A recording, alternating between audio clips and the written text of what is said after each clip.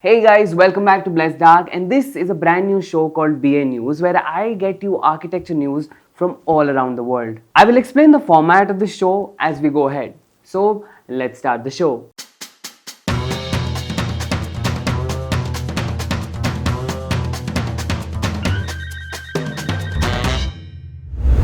Alright, so in our first segment, we discuss the bigger news from around the world and we discuss them in a little bit of a detail. So let's start with our first news of the day. The Bjarke Ingels group and the Norwegian manufacturer called Vestre have unveiled a new design called the Plus, a new project set to become the world's most sustainable furniture factory. Sited in Magnor, Norway, the factory was envisioned as a village for a community dedicated to the clean, carbon-neutral fabrication of urban and social furniture. The Plus aims to be a global destination for sustainable architecture and high-efficiency production. So yeah, I know, whenever a building claims to be the world's most sustainable, it sort of sounds dicey. So let's look at some of the details.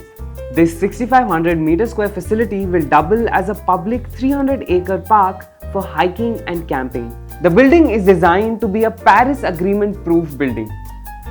But shouldn't it be designed as a Paris Agreement compliant building? Anyway, the design is based on the principles of renewable clean energy to match Vestre's eco-friendly production. Big explains that the Plus will employ several industry solutions such as smart robots, self-driving trucks, and a tablet to manage the entire factory. Every machine is assigned one of Vestre's 200 colors, which spill onto the floor and lead back into the central roundabout. The colorful mapping of the machinery creates visual cues that help guide visitors to easily follow the production process as if touring a museum. Now, to be honest, this sounds and looks beautiful. And to be honest, it's a beautiful news to have at the end of Pride Month. So many colors. On the rooftop, 1200 photovoltaic panels are placed and angled according to optimal solar efficiency. Overall, the system contributes to at least 90% lower energy demand than that of a similar conventional factory.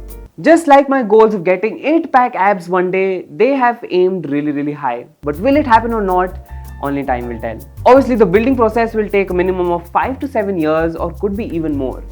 That is, if we can get through 2020 alive. Speaking of 2020, let's move on to a news from the Venice Biennale. As we know, the Biennale happens once every 2 years and it was supposed to happen in 2020. But because of the pandemic, it was postponed. Well, small things like a deadly pandemic that has affected more than 10 million people worldwide is not going to stop Russia. The Russian Federation Pavilion announced that its exhibition Open will move to an entirely online presence. Coping with the recent outbreak of COVID-19 that led to the postponement of the Venice Biennale, the pavilion will transform into a digital platform to ensure the continuation of the projects. Now, this does not mean there won't be a physical pavilion when the Biennale opens. In fact, the online platform will release over the course of several months podcasts, video interviews, and lectures, films, a video game, and a live music act. Well, this news of the Russian Pavilion corresponded with the news of Putin basically overwriting the constitution, giving himself years and years more in power and giving himself much more power than he already had.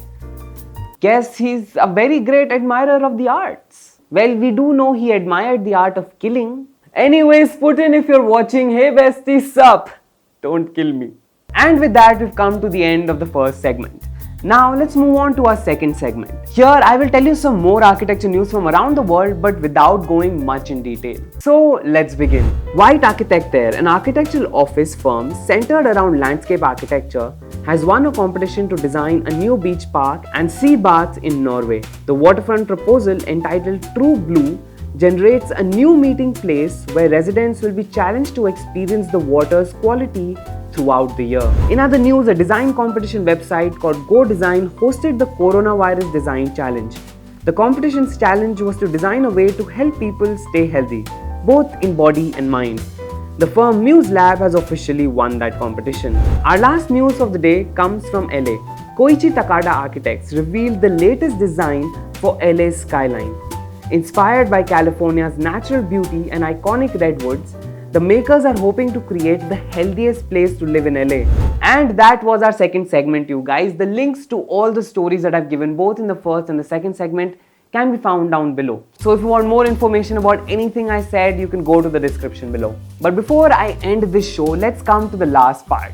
Now, before ending each episode, I will give you my recommendation for that week's book, film, video, music, podcast, whatever, something that can expand your architecture knowledge. For this week, I recommend to you a talk by Daniel Rubiskin. There is an online platform called Architects Not Architecture. Yes, that's the whole name, Architects Not Architecture. And they invite architects from all around the world to not talk about their buildings but talk about themselves. Now, within their amazing library is a video by Daniel Rubiskin. Here he talks about his life, about growing up in Poland, about what inspired him, his story with music, and his life within the field of architecture. I really recommend you to watch it, and again the link for the same will be in the description below.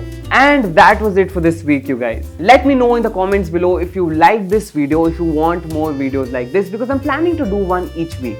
Also, if you think there are important news that I might have missed any week, you can let me know in the comments as well. As always, before leaving, do give this video a thumbs up, do share this video, and do subscribe to Blessed Dark. I will see you guys very soon with another video.